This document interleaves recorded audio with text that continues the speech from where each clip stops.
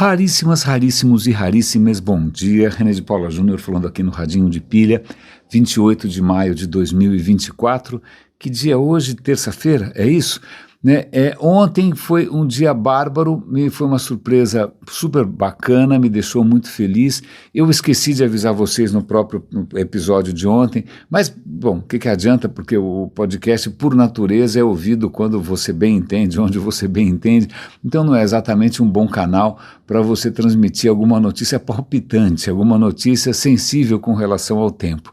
Para isso a gente tem outros canais, a gente tem o Twitter, tem o meu Twitter, tem o canal do Radinho no Telegram, tem o canal do Radinho no WhatsApp, tem outras redes, não é? Mas ontem eu conversei com uma profissional de primeiríssima linha, com a Camila Renault.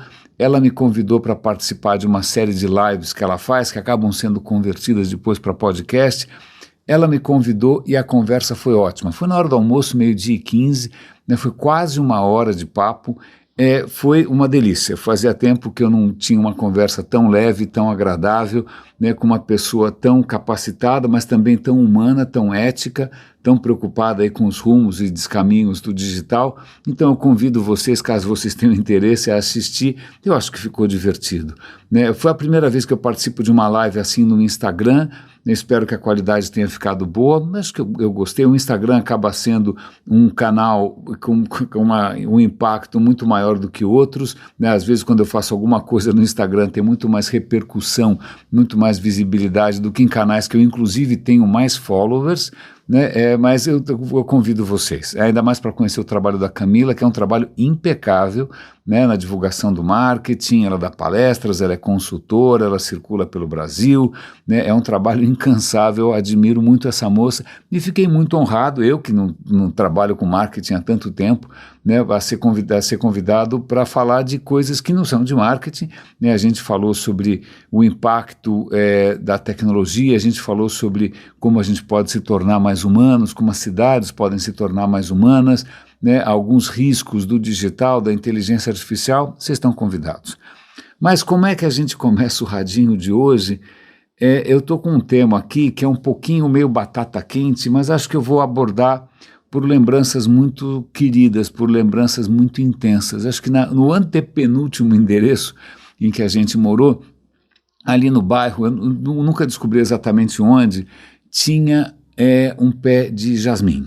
Eu acho que jasmim ou dama da noite eu nunca soube distinguir. Vocês provavelmente sabem a diferença, eu não sei, para mim a mesma coisa. Mas às vezes quando eu passava de manhã ali a pé, nossa, aquilo te dava praticamente um tsunami, um tsunami de um perfume que para mim, pelo menos, muito embriagante, avassalador. É uma coisa, imagina, vem de uma florzinha tão delicada parece que te mergulharam numa atmosfera completamente diferente, super sensual, doce. Eu sempre gostei imensamente daquilo, e é um cheiro tão intenso que até você tem dificuldade de identificar de onde que ele está vindo.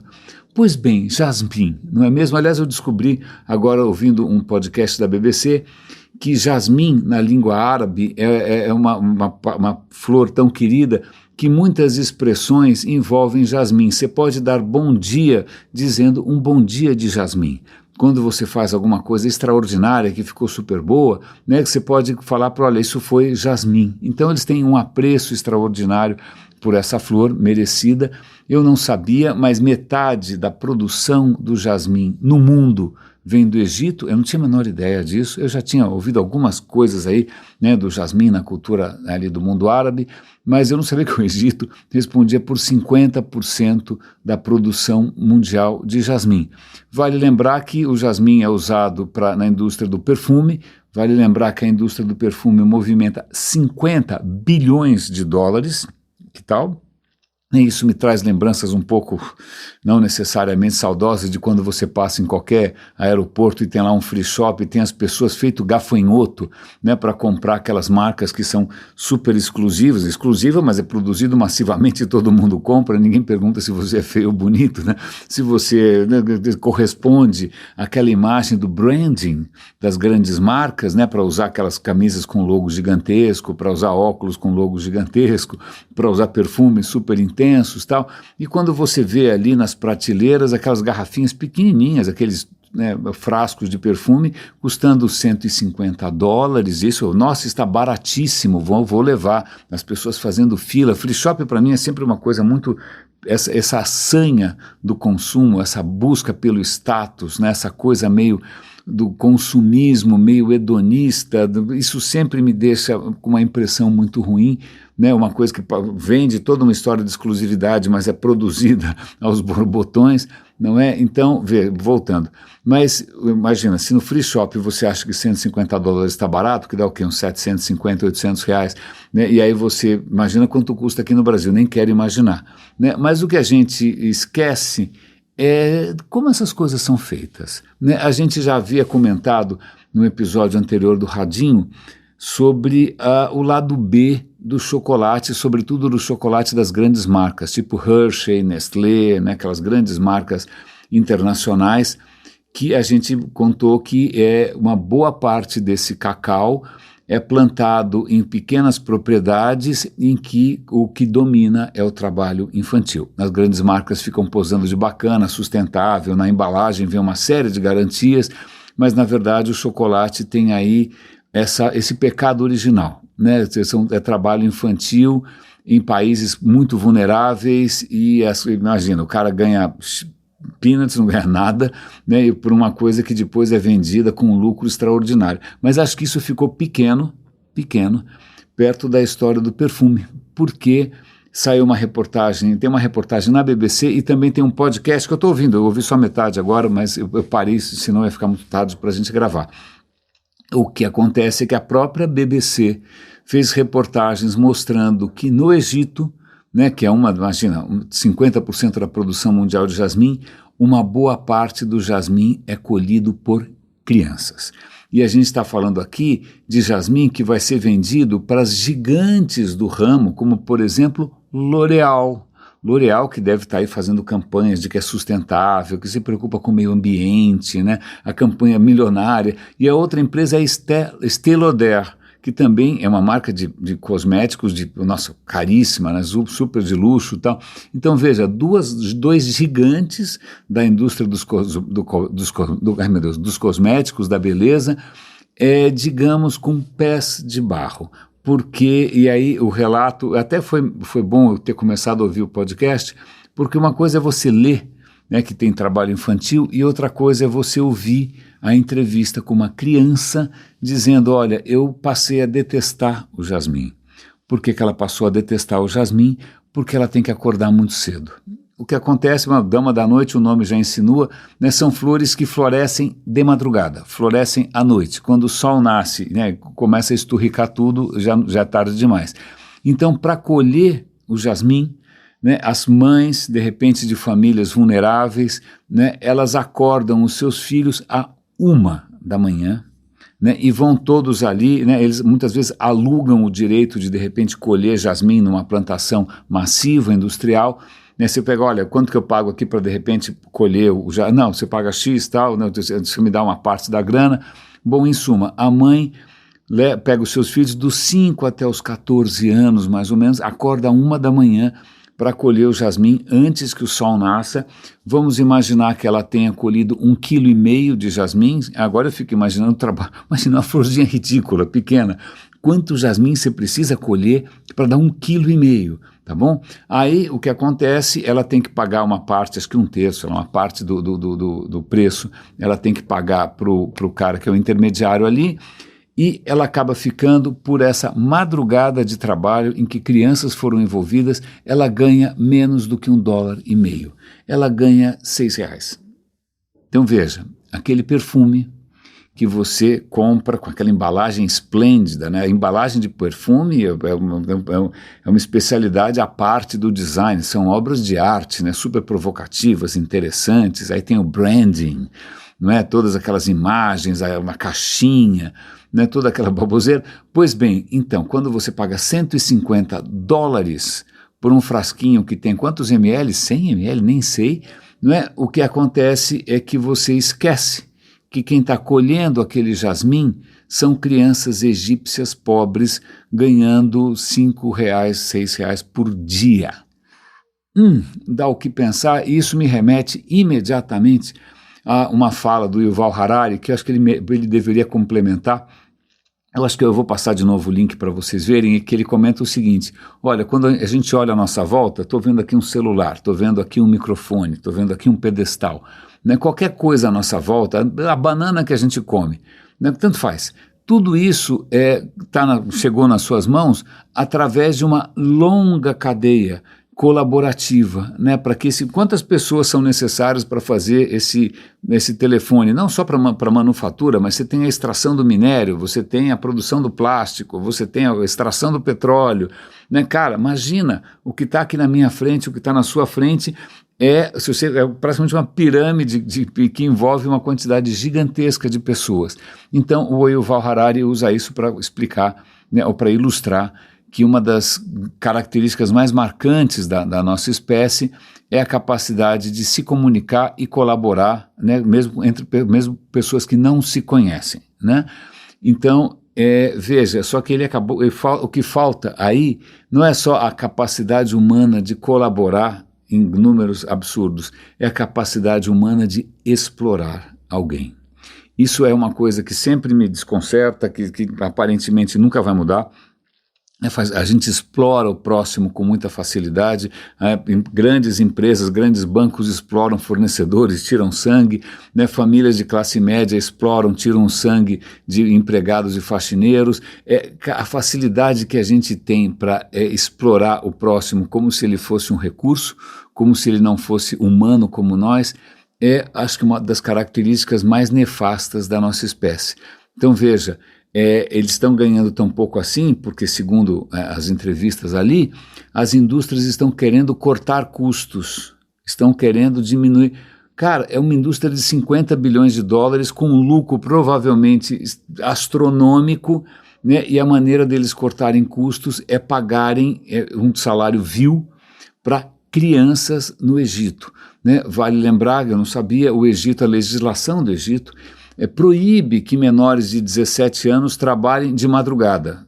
Então não é que ele proíbe o trabalho de menores, não proíbe. O problema é a madrugada. Então eu não quero nem imaginar como é que é o resto dessa legislação, né? Mas mesmo tendo essa, em princípio, legislação protegendo os menores, você tem aí nas pequenas propriedades um trabalho muito difícil de controlar. E eu fico imaginando, é engraçado, né? Porque quando teve essa onda de blockchain, né, um dos argumentos é que a cadeia produtiva ia ser rastreada de alto a baixo para a gente saber de onde vem o grão de café. Não.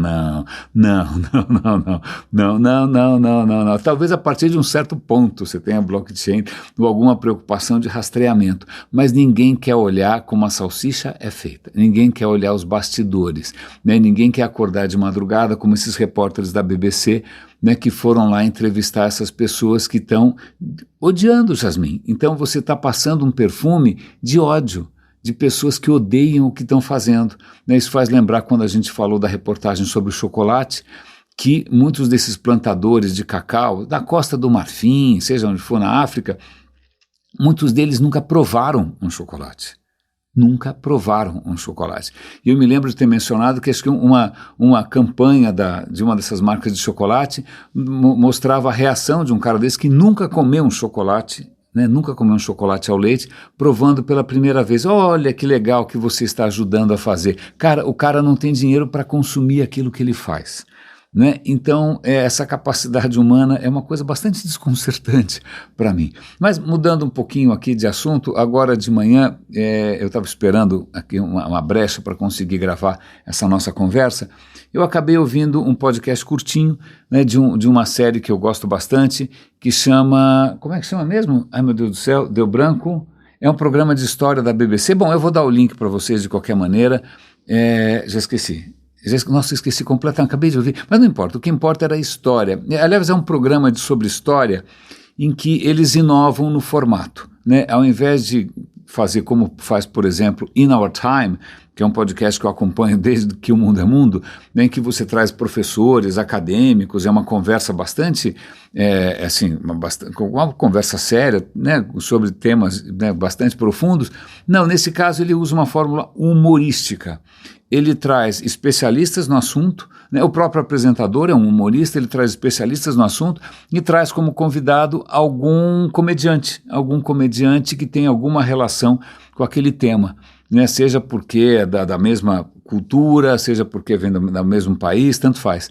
É um formato interessante, às vezes cansa um pouco, porque essa história de ficar forçando a comicidade das coisas é um pouquinho esquisito, ainda mais que muitos temas de história não são legais, né? Esse mesmo aqui vai ter alguns bons exemplos, não é? Mas foi um episódio sobre alguém que eu já vi, mas eu nunca soube quem era. Né, se você viaja pela América Latina, vai para a Argentina, vai para a Colômbia, vai para o Chile, todo lugar que você vai na América Latina, tem aqueles pedestais com estátuas de malucos com uma espada, algum tipo de prócer, eles chamam de prócer, próceres da nação, libertadores, etc. e tal. E um desses libertadores é o Simão Bolívar. O Chaves adorava o Simão Bolívar. Não é? Se eu não me engano, ele sempre mantinha nas reuniões ali do governo dele uma cadeira vazia para o fantasma do Simão Bolívar. E eu não sabia nada do Simão Bolívar, eu não sei se você sabe, eu pelo menos na minha capenga formação escolar, porque eu cresci durante a ditadura, né, ninguém falava nada sobre a história da América Latina, quanto mais sobre revolucionários, muito pelo contrário. Não é? E eu não sabia nada, Simão Bolívar, o libertador. Aliás, se você for para Nova York, se quiser ir ali para o Central Park, você vai subir, na hora que você chega, acho que na 59 ali, que é onde começa o Central Park, tem uma estátua gigante, adivinha de quem que é? Simão Bolívar, né, o libertador. Eu não sabia nada do Simão Bolívar, na verdade a Bolívia acho que deve o nome a ele.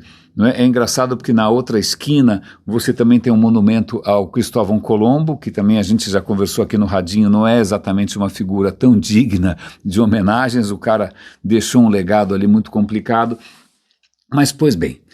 Aliás, Colombo deu nome à Colômbia e o Simão Bolívar, aliás, o sonho dele era fazer a Gran Colômbia, embora ele fosse venezuelano. Vamos contar um pouco da história aqui, porque eu não sabia nada. Não sei o que você sabe, mas vamos lá. O que acontece é que você tinha colônias aqui na América Latina da Espanha, certo? Até aí tudo bem. Né? O que hoje é a Venezuela não tinha países ainda, era tudo no máximo províncias. Né? Na Venezuela, em Caracas, nasceu o Simão Bolívar, nasceu de uma família muito abastada, e agora vale lembrar, eu até perguntei para o ChatGPT e eu vou compartilhar isso com vocês, porque eu me lembro de ter visto, aliás, fica aqui uma dica importantíssima para vocês, que é a seguinte, se você for a Buenos Aires, o Museu de Belas Artes é muito interessante. Tá? Não só tem, sei lá, pinturas dos grandes artistas argentinos, sei lá, seu interesse meio limitado, mas tem lá umas boas réplicas de Rodin, tem obras de arte modernas, tem impressionistas tal, e tem algumas coisas históricas importantes. E se eu não me engano, foi ali que eu vi, além de uma série magnífica de painéis contando da conquista espanhola dos astecas, um material estranhíssimo, muito impressionante, mas se eu não me engano ali tinha também como se fosse uma ilustração do sistema de castas. Veja, a Espanha instaurou na América Latina, por lei, um sistema de castas. Se você achava que isso era só coisa de hindu, né, de indiano, não. Então tinha lá leis, inclusive, privilégios diferentes dependendo da sua casta. Então as castas eram peninsulares. Peninsulares eram quem estava ali na América Latina que tinha nascido na Espanha, ok? Esse estava bem, tá? Esse que tinha os maiores direitos, os maiores cargos, as maiores posições. Aí você tinha os crioulos. Crioulos, ao contrário da acepção da língua portuguesa, crioulos eram os espanhóis que tinham nascido na América do Sul. Quer dizer, o cara é descendente de espanhóis, não misturou com nada, mas só o fato de ter nascido aqui e não ter nascido na matriz, né, lá na capital do Império, você era considerado um crioulo, mas também tinham bastante privilégio, estavam abaixo dos peninsulares, tá? Depois você tinha os mestiços. Mestiços é quando rolava ali uma mistura, certo? Pode ser uma mistura dos europeus, sobretudo com os povos originais, certo? Então quando você tinha ali um cruzamento de, sei lá, um índio índio não é a palavra certa, né? Um povo original, um aborígene, né? Aborígene quer dizer desde a origem. Quando você tinha um aborígene que casava, que, né, tinha filhos com um espanhol ou um desses crioulos, então era um mestiço. Aí você tinha os mulatos. Mulatos é quando os espanhóis, ou quem tinha ascendência europeia, quem era branco, se misturava com da descendência com os africanos. Então você tem mestiço se não é com negro, mulato se é com negro. E aí você tinha os povos indígenas, à medida que eu estou avançando nessas castas, os privilégios políticos e a classe econômica e social estão cada vez mais baixos, tá? Aí você chega nos indígenas, que são os nativos, tá bom? E além disso, que muitas vezes tinham que trabalhar de trabalhos forçados e tal, e por último, realmente na base da pirâmide, né, você tinha os africanos e os descendentes de africanos que estavam lá realmente na base da pirâmide. Embora a escravidão já tivesse sido abolida, os caras continuavam presos a um sistema de castas. Aliás, eu até perguntei aqui para o ChatGPT se em Portugal você tinha uma coisa, nas colônias portuguesas, como o Brasil, sim, você também tinha um sistema de castas, não era tão detalhado, né, tão duro quanto o sistema espanhol. Você tinha no sistema português, você tinha os europeus, óbvio, os mestiços, os indígenas e os africanos. Aí não tinha aquela história de crioulo, mulato e mestiço, não. Ainda mais porque uma coisa que marca a história do Brasil é que os portugueses eles acabaram se misturando muito prontamente com a população local e com os negros. A gente teve muito mais miscigenação, né? Mas veja, a América Espanhola tinha um sistema definido de castas. Eu vi uma ilustração disso, tipo com uma carinha ali, ó, esse daqui é um peninsular, esse daqui é um mulato, com alguns estereótipos ali. Tá bom? Acho que era ensinado na escola isso, uma coisa espetacular. Pois bem, o nosso amigo Simão Bolívar, ele era crioulo, de novo, não tem nada a ver com cor de pele, simplesmente os pais dele são de origem espanhola, mas ele nasceu em Caracas, né, uma família muito rica, né, ele perde o pai e a mãe muito cedo, e aí, com muito cedo, jovenzinho e tal, ele resolve fazer um sabático. Aí ele vai para Madrid, enfia o pé na jaca, né? Né? Vale lembrar que a gente está falando aqui do final do século XVIII, começo do século XIX. Então, quando ele vai para Madrid, ao mesmo tempo ainda está rolando ali a Revolução Francesa, o Napoleão já está indo para lá e para cá. Tá. Então ele vai para Madrid, conhece uma moça espanhola, volta, traz ela para Caracas e ela morre também. Todo mundo morre nessa história. Aí ele resolve tirar mais um sabático e aí ele vai para Paris.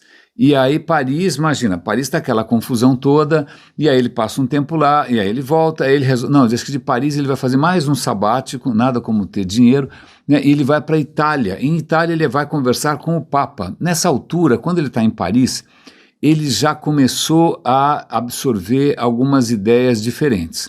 Né, a Revolução Francesa, imagina, né, igualdade, liberdade, fraternidade, né, acabar com a hierarquia da aristocracia. Então ele começa a absorver essa história, desencana de religião, ele parece que é um cara que não é ligado em religião, mas na viagem à Itália ele conhece o Papa, conversa com o Papa, mas continua sendo muito religioso, e ele promete, ele faz um voto que ele não vai descansar enquanto ele não libertar a América Latina do jugo colonial. Né?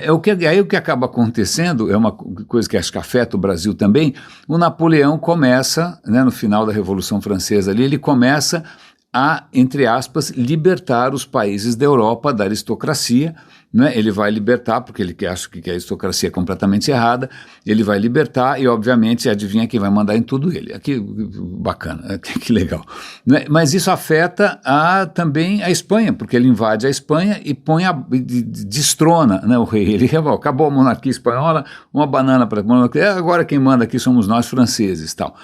Qual é o reflexo disso nas Américas? Né? Na Venezuela, que é a origem do Simão Bolívar, você tem uma comoção, né? Não porque, que beleza, agora vamos ficar livres da Espanha para nos tornarmos um país republicano. Não, na verdade, a comoção que acontece na Venezuela, inicialmente, é onde já se viu, nós não reconhecemos esse governo novo, nós não reconhecemos o governo francês, nós somos leais à coroa espanhola, mas mesmo assim a gente vai decretar a independência da Venezuela.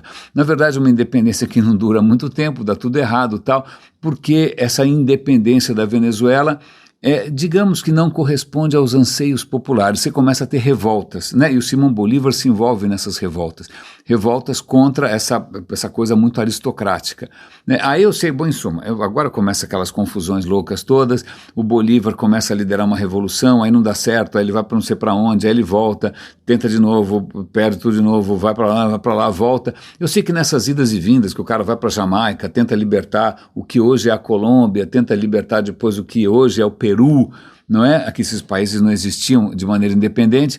Ele acaba, num certo momento, vencendo as forças espanholas. O que acontece? Bom, então tá legal. Então a coisa desestabilizou porque o Napoleão destronou, né, a coroa espanhola. Mas o que acontece é que pouco tempo depois a coroa espanhola reconquista, né, o seu poder, volta a ser uma monarquia de novo, né? Nesse meio tempo a América Latina está o caos, né, e a Espanha começa a mandar tropas para acabar com essa bobagem de independência, né? Então aí o Simão Bolívar vai lutar contra as tropas espanholas e ele acaba vencendo, né? Não sei exatamente como, nem circunstâncias provavelmente pouco favoráveis, ele acaba vencendo, ele acaba sendo o libertador do que hoje são 6 ou 7 países, né? O sonho dele, embora ele tenha nascido em Caracas, era fazer a Gran Colômbia, né, em homenagem ao Cristóvão Colombo. Não sei por que homenagear esse cara do Cristóvão Colombo, mas ele fazia a Gran Colômbia, né, e ele se proclama um ditador. Vale lembrar que o termo ditador, que a gente hoje associa,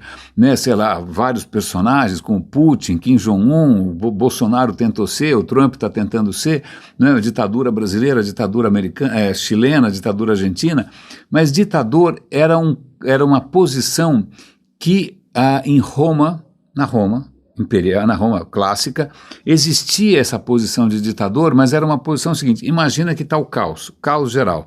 Então está uma bagunça, mesmo no sistema republicano de Roma, né, de repente a república tem uma guerra civil, então estava previsto ali que de repente alguém assumisse o poder total, só para botar ordem na casa e depois devolver o poder. Então o cargo de ditador, a posição de ditador em Roma, se não me engano, Júlio César acaba tentando essa história, né? É para você, olha, ok, tá um caos, a gente vai botar um cara ali só para segurar a onda, mas depois esse cara cai, né? Adivinha, né? Adivinha quem gosta de sair dessa posição.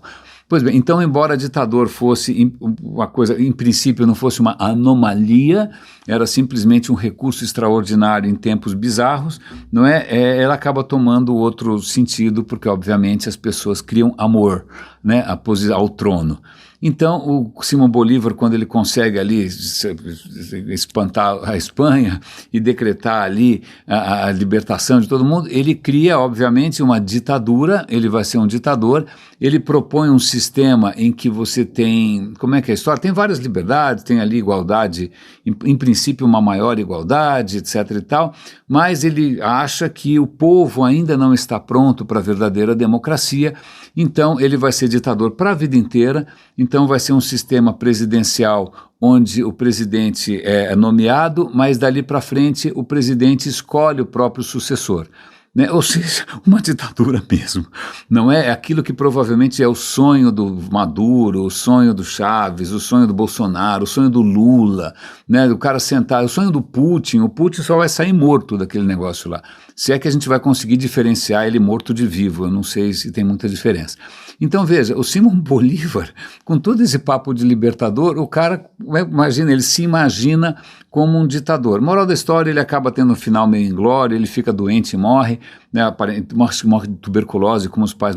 Eu falei que tinha algumas coisas que não cabiam muito bem num podcast cômico, né, quando o cara pergunta como eram os pais do Simão Bolívar, os pais eram muito ricos, mas é o seguinte, o pai dele tinha, 40 e tantos, 50 e tantos, e a mãe tinha 13. Então a mãe do Bolívar tinha 13. Isso não dá para fazer piada, né? Isso não dá para fazer graça, não é? Pois bem, mas então essa história do Simão Bolívar, eu não sabia nada a respeito, né? Você tem inúmeras estátuas do Libertador por aí, Libertador para lá e para cá, né? Embora ele tivesse esse lado bastante complicado, né? E tem algumas anedotas, como por exemplo, o Chaves adorava o Simão Bolívar, né? Colocava uma cadeira vazia ali nas reuniões para que, sei lá, o fantasma dele desse ali uma canja. Mas e também tem uma outra história que é mais patética ainda, que o Chaves teria mandado exumar os restos mortais do Simão Bolívar porque ele queria reconstituir qual era a verdadeira face do Simão Bolívar. Adivinha como é que ficou a face que ele encomendou? Misteriosamente parecida com a do Chaves. Que coincidência. Puxa vida, né? Isso deve querer dizer alguma coisa. Né? Daqui a pouco o Maduro vai fazer uma plástica, eu não sei. Mas então veja, eu sempre estranhei um pouco essa história desses heróis, desses próceres que a gente vê pela América Latina toda. Eu não tinha a menor ideia, né? A gente, eu não sei, pelo menos aqui em São Paulo, acho que tem o Duque de Caxias lá no centro da cidade, na Cracolândia, coitado, que não está botando ordem em nada, ali em volta é um caos, mas a gente não tem muito esse hábito de glorificar, graças aos céus, né? Menos mal, né? Já não basta esses militares que ficam intervindo na nossa história o tempo todo, né? Mas a gente não tem muito essa tradição dos próceres da nação, a gente não é, vocês me corrijam se a minha impressão foi equivocada, mas a gente não é um povo exatamente de heróis, né? Bom, o que mais que eu tenho para contar para vocês? Que meio para encerrar, para a gente não fazer um episódio muito longo, tem uma história aqui sobre a África do Sul, que é bastante preocupante, mais uma história em que o populismo e o radicalismo está, né, destruindo uma sociedade. Quando o Nelson Mandela conseguiu colocar um fim ao apartheid, que era aquela política segregacionista, de novo, de castas, né? Ah, que legal, a gente celebra, que bacana, então tem uma fase áurea ali da política na África do Sul, só que aquele partido nunca mais saiu do trono, né? O último presidente foi um absoluto desastre, o cara também está num tempão ali sentado em cima da cadeira, corrupção para tudo quanto é lado, um Deus nos acuda, e agora está surgindo um partido populista, né? De novo, mais um partido populista usando mídia social. Então veja que essas revoluções não necessariamente param em pé ou terminam bem por muito tempo. Mas o que eu ia contar é uma coisa sei lá, é muito singela, mas eu acho que pelo menos me emociona. Eu não sei pronunciar o nome desse cara, porque holandês não é o meu forte, né? Holandês é uma das línguas mais guturais que eu já vi, mas é um cara chamado Anthony van Leeuwenhoek, ou alguma coisa parecida com isso, né? Ele é do século XVII, 1600 e bolinha, final do século XVII, começo do século XVIII, né? Ele é o cara que é o pioneiro do microscópio. Veja, você pega ali um copo d'água, toma um copo d'água, toma banho, ninguém se preocupa com o que tem na água. A água é água, transparente, não estou vendo nada, se não estou vendo nada, não me afeta, certo? O que os olhos não veem, aquelas expressões estúpidas que a gente devia aposentar, né? O que os olhos não veem, o coração não sente. Tá bom, vai morrer de diarreia para você ver. Né? Aliás, aqui fica meus sentimentos aí pela população do Rio Grande do Sul, que além de aguentar as enchentes, agora está aguentando, está sofrendo com leptospirose, uma série de doenças que advém dessa tragédia toda. Mas, pois bem, o Leeuwenhoek, se é assim que fala esse nome, ele inventou, sozinho, um microscópio capaz de aumentar centenas de vezes. Centenas de vezes. Como é que é esse microscópio? Se eu penso no microscópio, eu penso uma basezinha, aí tem uma plataforminha que você coloca uma lâmina, aí tem uns parafusos de regulagem, tem um tubo, né, o tubo com as lentes todas. Acho que eu tinha um microscópio desse quando eu era criança. Pois bem, não, o microscópio do Leeuwenhoek é tão simples, é tão monstruosamente simples, é uma chapinha de bronze pequena, do tamanho de uma caixa de fósforo, basicamente. Não, mas muito fininha, é só uma chapinha, é só um retângulo de bronze com um buraquinho muito pequenininho onde tem uma lente, a lente que ele mesmo descobriu como fazer, a lente que ele mesmo descobriu como polir. É muito pequenininha a lente, né? Você encaixa ali no olho, né? Imagina, uma plaquinha de bronze ou de prata. Ele fez centenas desses microscópios, porque era muito barato e muito fácil de fazer. Né? Você colocava ali aquela lentezinha ali e do outro lado, né, você tinha um sisteminha de parafusos muito precáriozinho para você colocar o que você quer ver, né, a amostra, e tinha uns parafusinhos ali para você regular o foco, para ir para frente, para trás, para mudar um pouco a posição e tal. Cara, muito simples, uma coisa que não custa absolutamente nada, né? Mas isso foi uma absoluta revolução, porque pela primeira vez a gente começou, ou ele começou a enxergar os micro-organismos. Ele começou a olhar tudo no microscópio, inseto. Ele olhava lá os insetos e desenhava tal, e mandava para a Royal Society em Londres. Né? Ele pegava uma planta, olhava ali contra o sol, e desenhava as células, a zona toda, mandava para a Royal Society. Ele olhou a água e foi o primeiro a ver na água micro-organismos. Que diabo é isso? Ele inclusive olhou ali o próprio esperma e descobriu que o esperma estava pululando de espermatozoides muito ansiosos, não é mesmo? Então, é magnífico, o cara é o pai da microbiologia, né? A gente está sempre comentando aqui como a nossa impressão de que a gente vê tudo no mundo é uma impressão bastante ilusória, muito pouco modesta, porque a gente não está vendo nada, certo? Você olha para a água, você acha que está tudo bem, não é? Até você ter uma desinteria e como uma flor passar o dia no vaso. Mas veja, é uma época extraordinária, é uma época de descobertas, de invenções e, sobretudo, de colaboração. Né? Ele mandava isso para a Royal Society de Londres, que era um esforço ali na Inglaterra justamente de unir os trabalhos científicos e começar a criar ali um processo de validação. Magnífico. Aliás, está aí um bom passeio para você fazer quando você for para Londres, que é visitar a Royal Institution, é um museu muito interessante, você pode ver ali o laboratório do Faraday e tal, mas o que eu acho impressionante é ver tá lá, aliás, eu adoro esse divulgador de ciência, é o Adam Rutherford. Ele está mostrando, está experimentando ali, que era uma réplica do instrumento, cara, super simplesinha. Aliás, é tão emocionante quanto você de repente ir a Florença e visitar o museu do Galileu, né? Galileu morava em Florença, e no museu dele de Florença tem o telescópio do Galileu, o próprio. Cara, é um tubo, dois tubos ali, um pouquinho enfeitadinho, com uma lente aqui, outra colar, tal. Imagina, um instrumento tão simples, compara com o que a gente tem hoje. Você tem microscópios eletrônicos hoje que você consegue identificar átomos. Você tem telescópios que conseguem ver no infravermelho, no ultravioleta, ondas de rádio, né, que expandem o nosso conhecimento. A gente tem que agradecer a esses caras que começaram lá atrás com, né, recursos muito primários a expandir a nossa curiosidade. Né? Não se contentar com as histórias que a gente herda, que nem sei por que duram tanto tempo assim. Né? Eu acho que é isso. É bom pelo menos encerrar um episódio que começa com uma história bastante indigesta para mim, né? A gente reconhecer que as coisas que estão à nossa volta, esses luxos, eles muitas vezes vêm de exploração, né? E a gente pensar no outro sentido da palavra exploração, porque explorar pode ser abusar da fragilidade alheia, mas pode ser também explorar o universo, explorar a vida, explorar a existência, explorar o cosmos. Né? Então, meus caros, explorem, por favor, sem explorar ninguém, cuidem-se, um grande abraço e até amanhã.